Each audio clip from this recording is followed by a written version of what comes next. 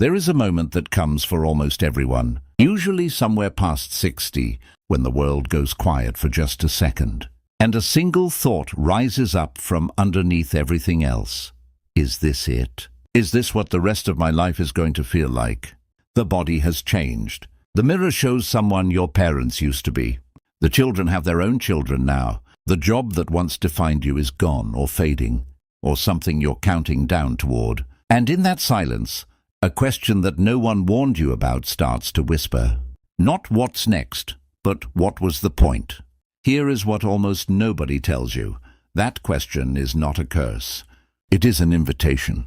And 2,000 years ago, a small group of philosophers in Rome and Greece already answered it in letters written to dying friends, in journals never meant to be published, in speeches given by men who had lost everything and found something better on the other side. They called their philosophy Stoicism, and it was built, quite literally, for this exact moment in a human life. Not for the young and ambitious, not for the busy and distracted, for the ones who have already lived enough to know that comfort was never the answer, and are ready to hear what actually is.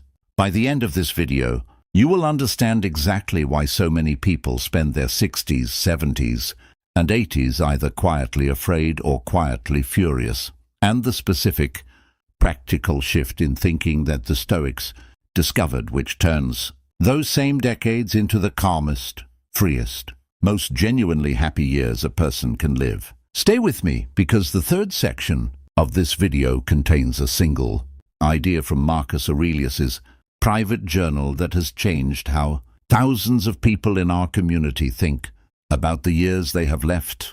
And it might be the most important 5 minutes you spend all week. Welcome to Wisdom of the Stoics, the home for anyone who has ever wanted to feel a little steadier in a world that rarely slows down.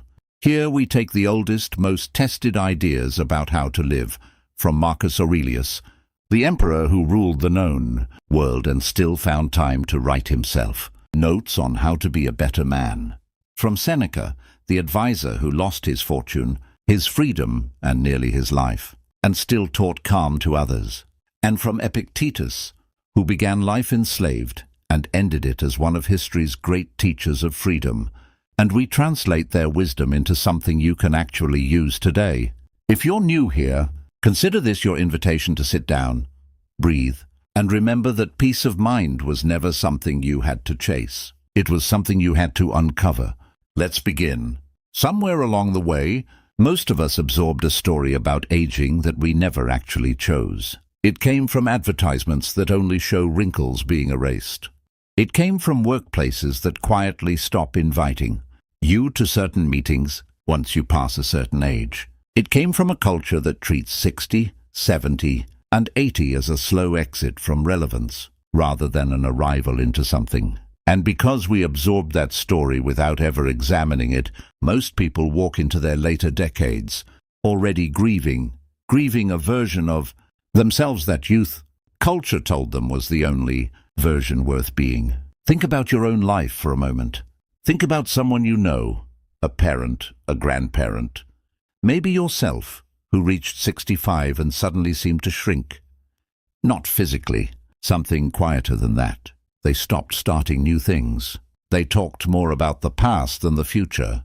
They apologized for taking up space at family gatherings as though their opinions had expired along with their job title. Nobody did that to them directly. They did it to themselves because they had unconsciously accepted a script that said, this chapter is decline, not growth. The Stoics would have found this tragic and frankly a little embarrassing for us. Not because aging isn't real. They knew better than anyone that the body fails, that friends die, that strength fades. But because they built an entire philosophy around a radical, almost rebellious idea that a human being's worth, happiness, and dignity have nothing to do with what the body can still do, and everything to do with what the mind chooses to do with what remains. Epictetus, who himself walked with a permanent limp from an injury he received as a slave, used to teach his students that the body is not truly yours in the way you think. It is on loan. It was always going to change, fade, and eventually be returned. What is actually yours? what can never be taken by time, illness or circumstance, is your capacity to judge, to choose to respond. And that capacity does not weaken with age. If anything, it sharpens. So here is the first shift we need to make, right at the very beginning of this video. Before anything else can make sense, growing older is not a subtraction. It is a transfer of power. The power you used to place in your appearance, your physical strength, your job title, your ability to keep up with a room full of 25-year-olds, that power gets returned to you, and it becomes available to place somewhere else entirely, somewhere the Stoics considered infinitely more valuable. Your judgment, your character, your ability to remain undisturbed while everyone else panics. That is not a lesser life.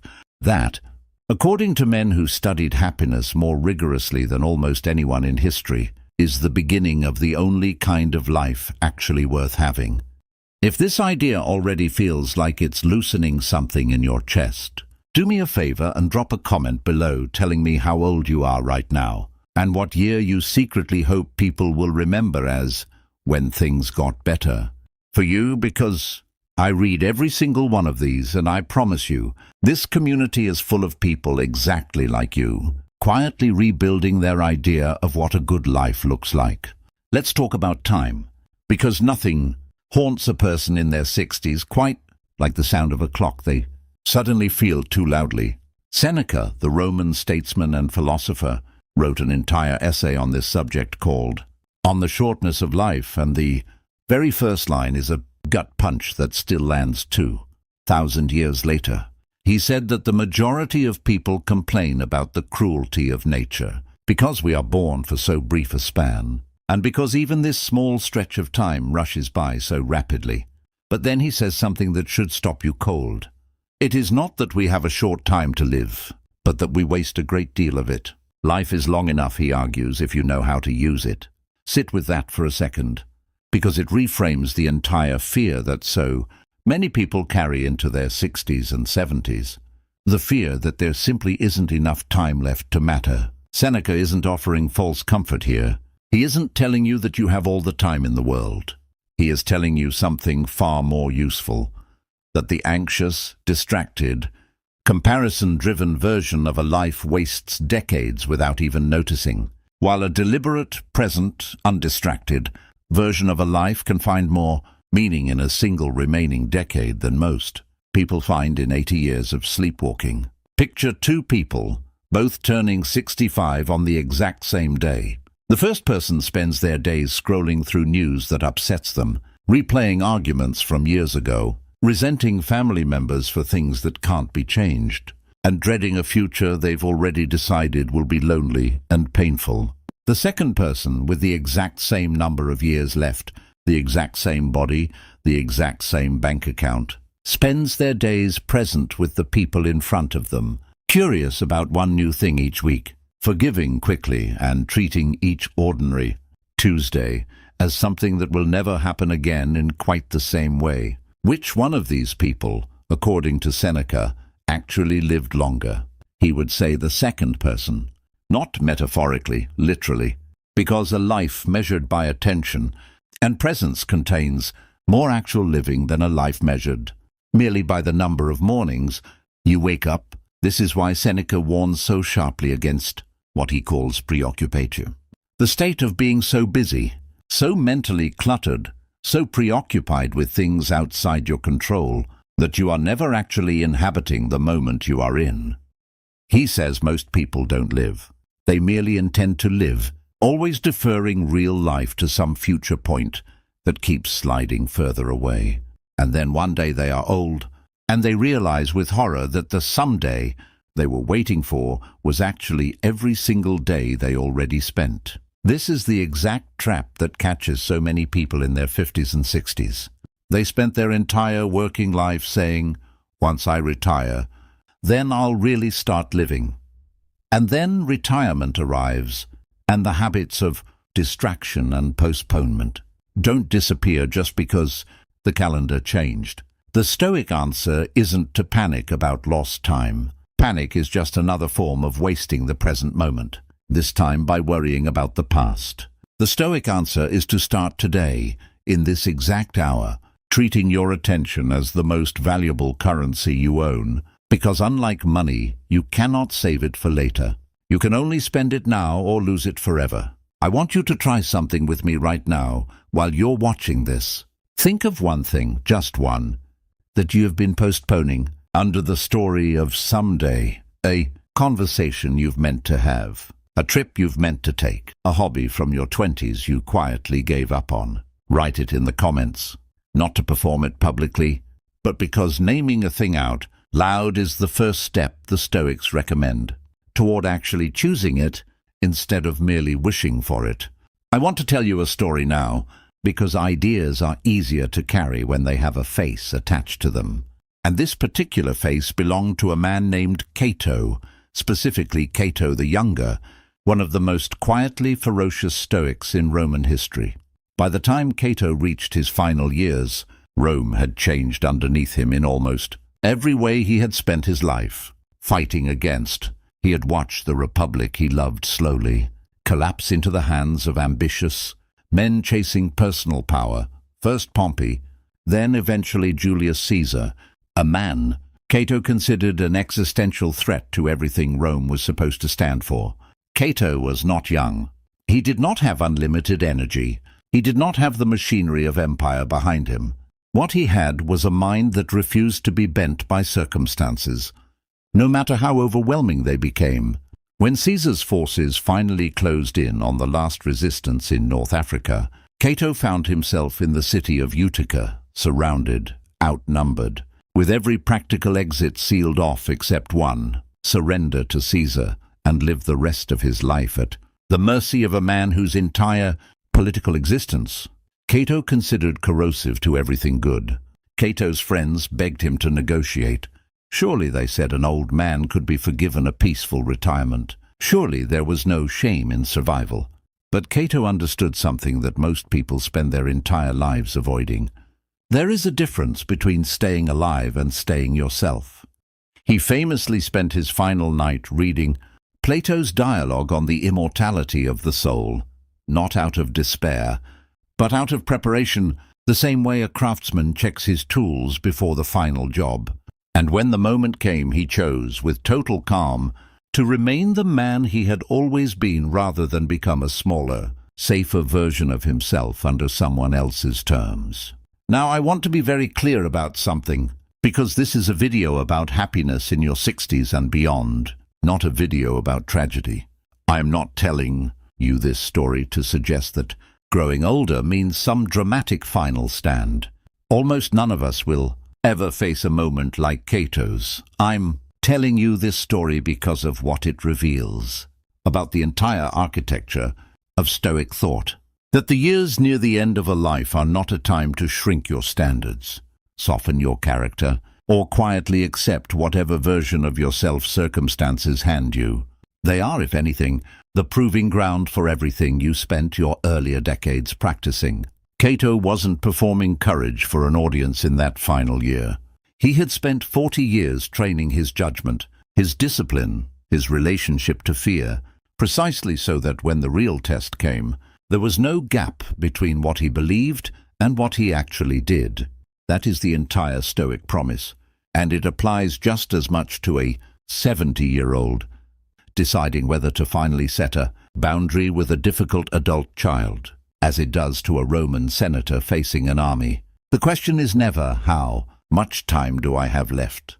The question is always, who am I, choosing to be with the time I have? If you've ever had a moment in your later years where you finally said the thing you'd swallowed for decades, finally stopped shrinking to keep the peace, finally chose being yourself over being comfortable, I would love to hear about it in the comments. These stories matter more than you know, both to me and to everyone else watching who needs to hear that it's not too late to become that person too. Let's now get very practical, because at some point in this video, you deserve more than stories. You deserve a tool you can use starting today. Epictetus built the entire foundation of Stoic practice on a single distinction, one so simple it sounds almost too obvious, and yet almost nobody actually lives by it. He called it the dichotomy of control. Some things are up to us, he said, our judgments, our desires, our choices, our reactions. And some things are not up to us. Our bodies, our reputations, our health, the actions of other people, the outcomes of events. Nearly all human suffering, he argued, comes from confusing these two categories, treating things that are not up to us as though they were, and therefore building our peace of mind on a foundation that was never stable to begin with. Now apply this directly to your 60s, 70s, and 80s, because this is precisely where the dichotomy of control becomes not just philosophy, but survival. Your knees are not up to you anymore in the way they once were. Your hearing, your eyesight, the speed at which you recover from a long day, these are shifting according to biology, not according to your effort or your virtue. If you build your happiness on the expectation that your body should behave the way it did at 35, you have guaranteed yourself decades of quiet grief, because you are demanding control over something that was never fully yours to control in the first place, at any age. This is precisely the trap Epictetus warned against, mistaking the not up to us for the up to us, and then suffering endlessly over a battle you were never going to win. But here is the liberating flip side, the part people miss because they're so busy mourning the first half of the equation. What remains completely, entirely, unshakably up to you, at 60, at 75, at 90, is how you interpret what is happening to your body. Whether you meet a diagnosis with dignity or despair, whether you meet a slower morning with gratitude for the morning you still get, or resentment for the morning you used to have, whether you let a bad knee cancel your joy for the walk, or whether you find a way to still take the walk, slower, and discover that slower has its own quiet pleasures you were too fast to notice before. I think of an example that a woman in this very community once shared with me, a woman in her early 70s who had been an avid hiker her entire adult life.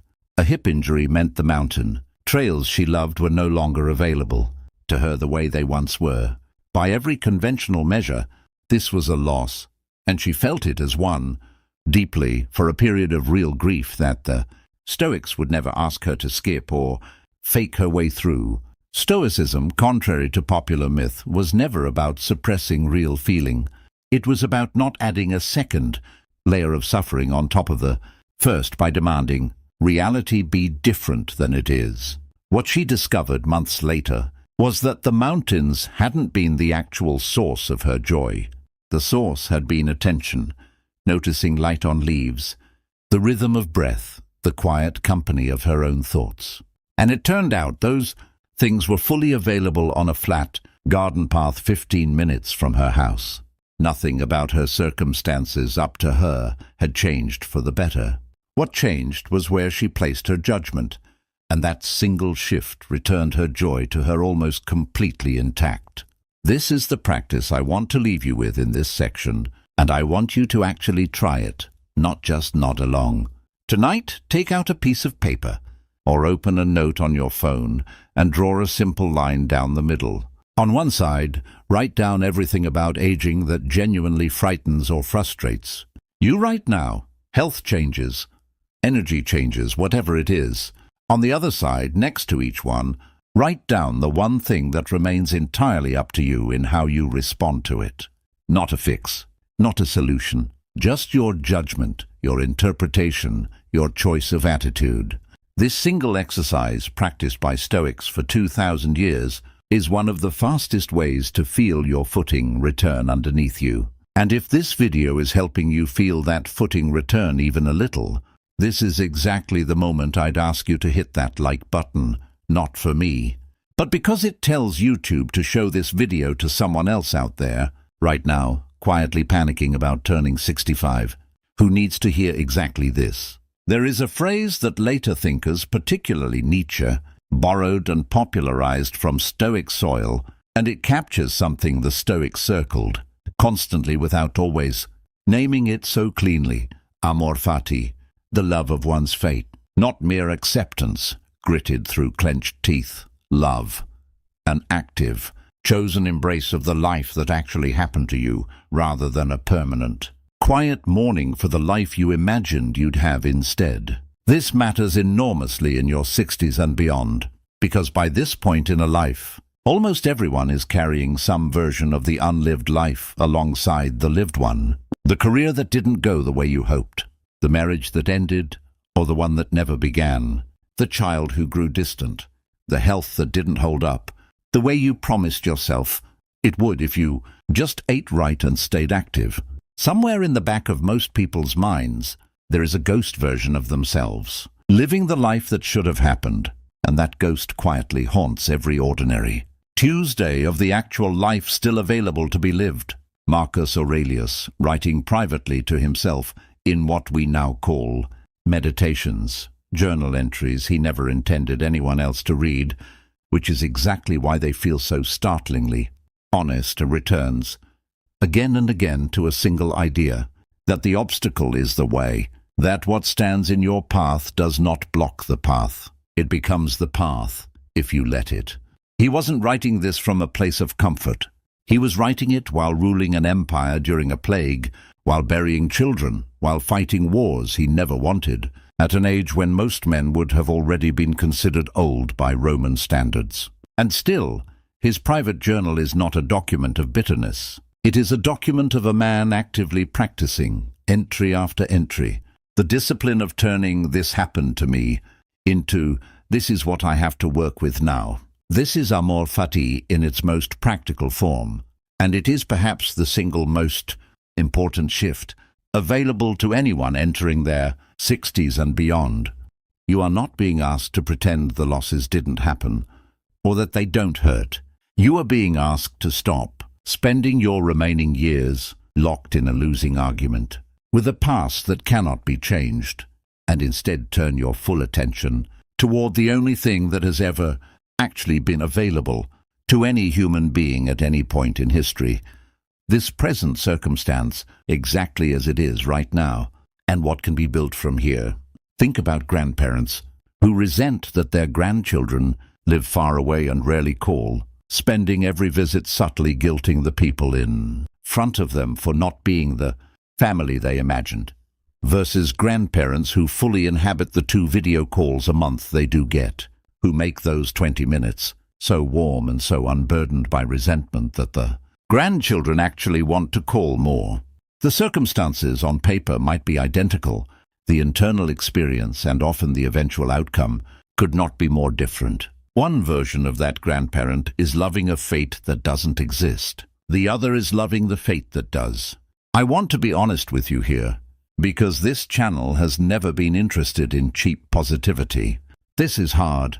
Loving your actual fate instead of grieving your imagined one is one of the hardest psychological disciplines a human being can undertake, and the Stoics never pretended otherwise. Marcus Aurelius needed to write the same reminders to himself over and over, which tells you plainly that even an emperor who had access to every philosopher in the ancient world did not master this once and move on. He practiced it daily, like a muscle, because it required daily maintenance. That is actually good news for you. It means you are not failing by needing to return to this idea again and again. You are doing exactly what every Stoic before you also had to do. One of the quiet fears that sits underneath so many conversations about aging is the fear of being alone.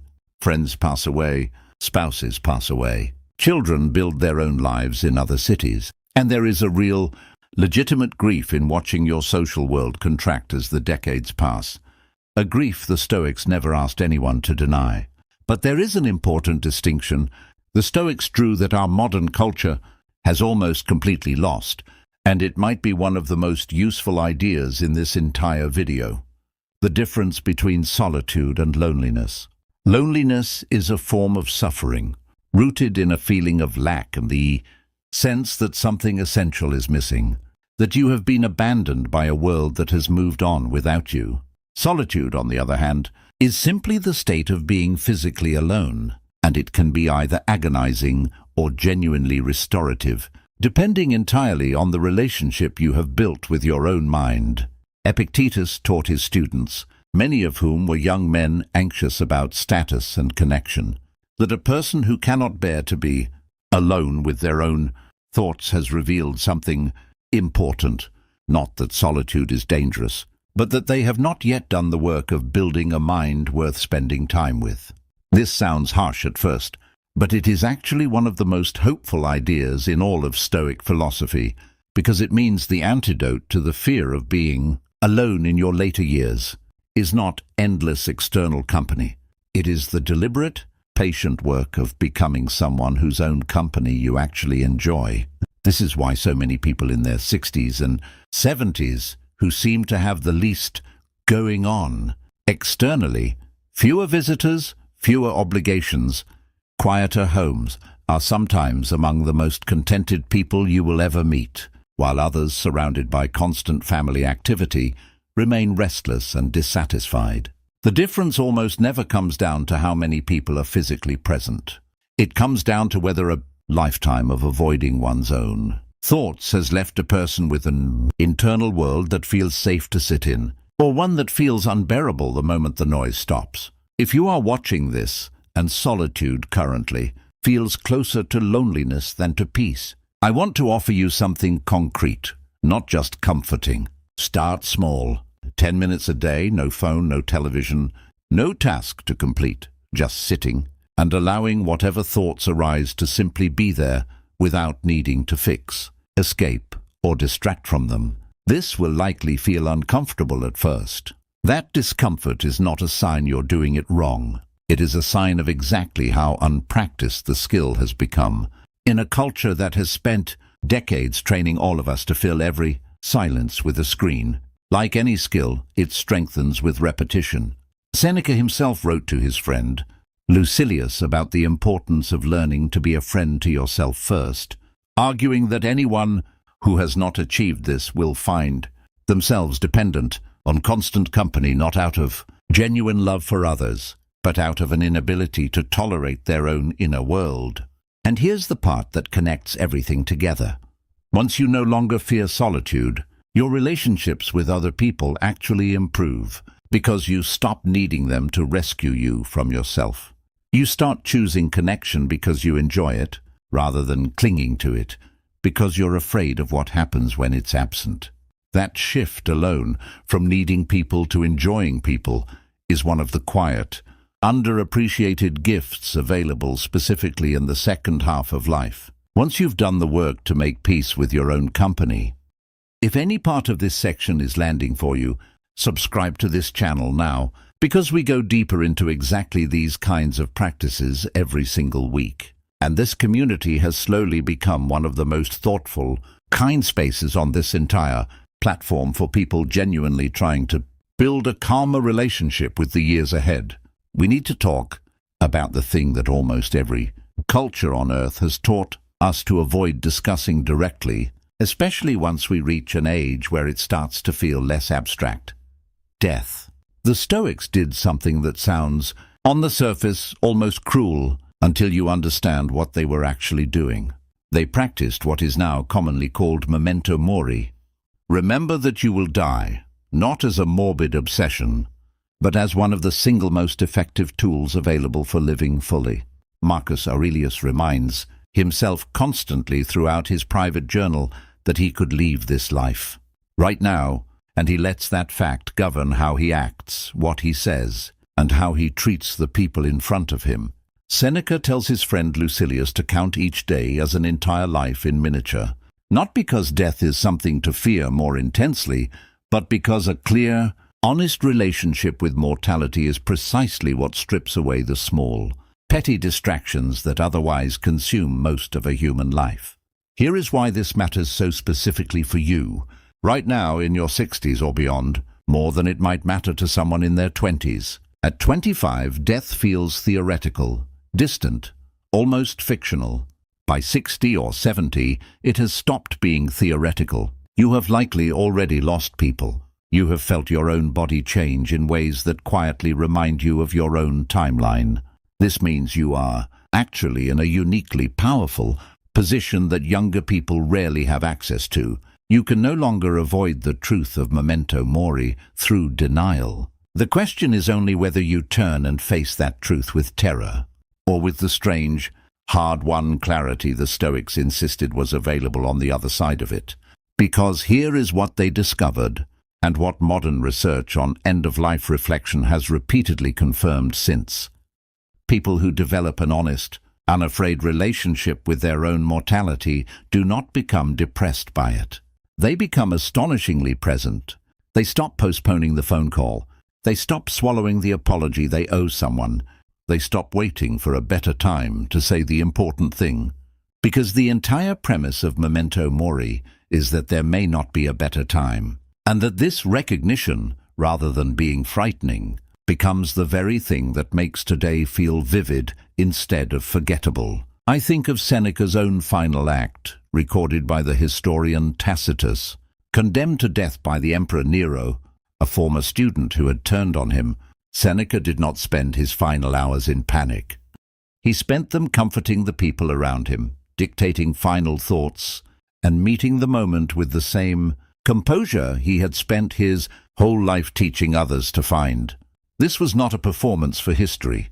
It was the natural result of decades spent practicing the exact idea we're discussing right now, that death, faced honestly and early, loses its power to ambush you later.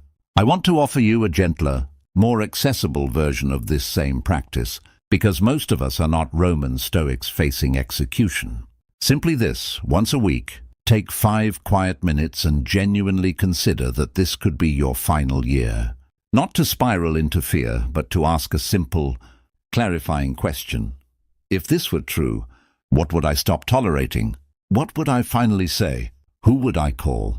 What small daily irritation would suddenly reveal itself as embarrassingly unimportant?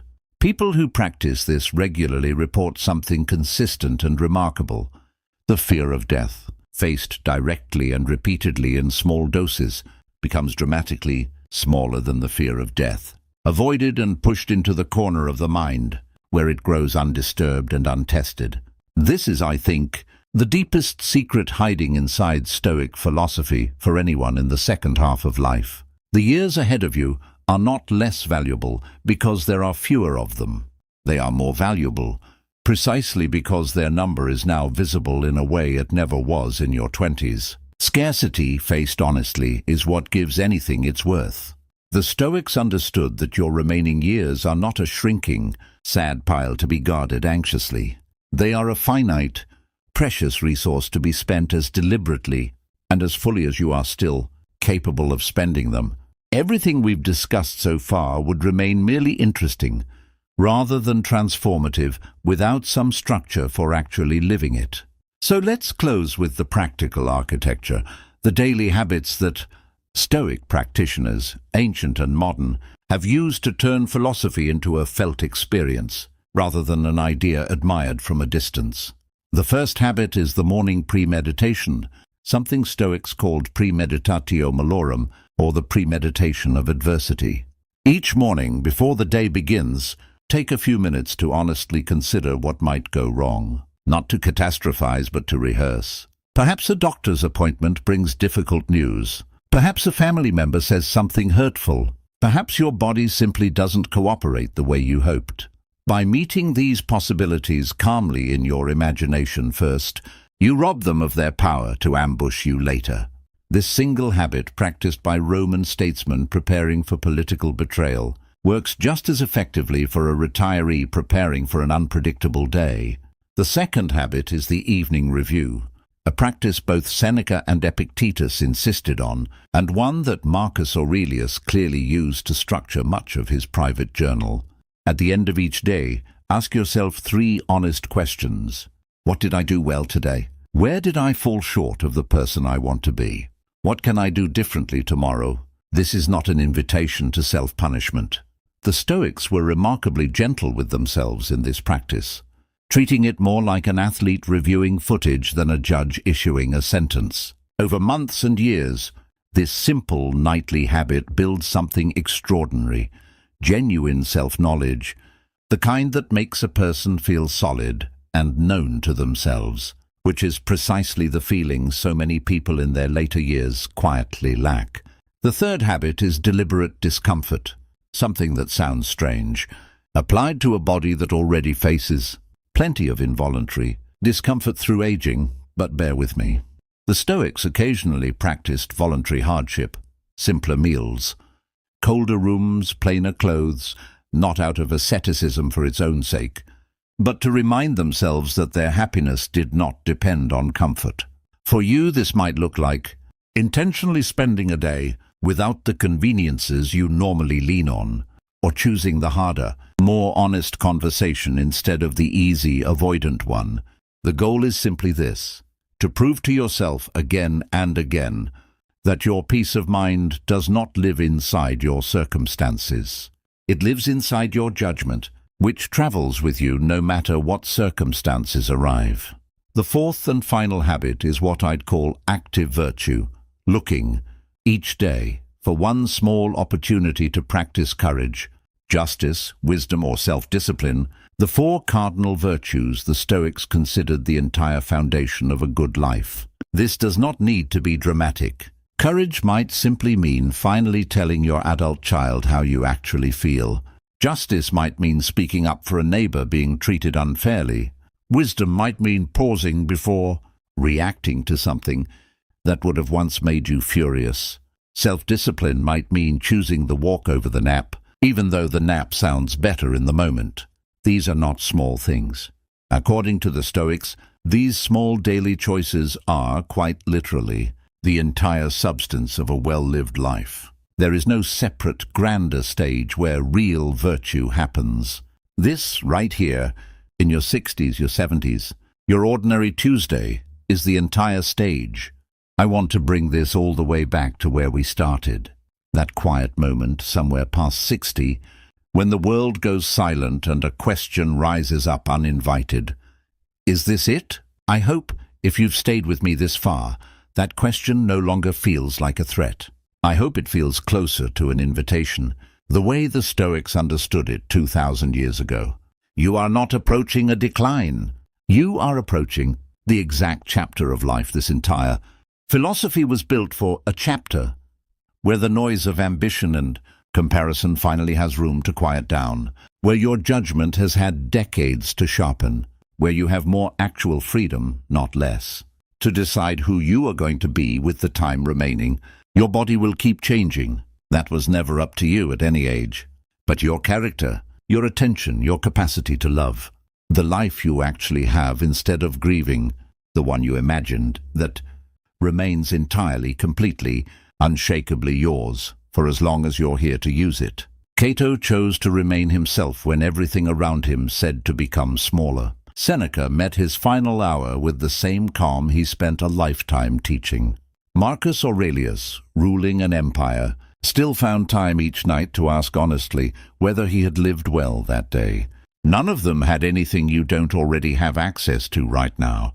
In this exact season of your life, the philosophy was never reserved for emperors. It was built patiently, letter by letter and journal entry by journal entry, for exactly the person watching this video right now. If this video gave you even a small measure of that steadiness, I want to ask you for 3 things, and I promise none of them will take more than a moment. First, if you haven't already, subscribe to Wisdom of the Stoics, because we build videos exactly like this one every single week, specifically for people who are done chasing noise and ready to build something calmer. Second, leave a comment telling me which single idea in this video you're going to actually practice this week. The dichotomy of control, the evening review, the honest 5 minutes with your own mortality, because naming it publicly, even here in a comment section, makes it far more likely you'll actually follow through. And third, if you know someone in their 60s or beyond who has seemed a little quieter lately, a little more uncertain about what's ahead, consider sending them this video. You might be handing them exactly the reframe they've been quietly waiting for, without even knowing how to ask for it. Thank you for spending this time with me today. Of everything you could have done with this half hour, you chose to sit with these ideas, and that alone tells me something good about the years you still have ahead of you. Until the next video, take care of your judgment, and the rest will follow. This has been Wisdom of the Stoics.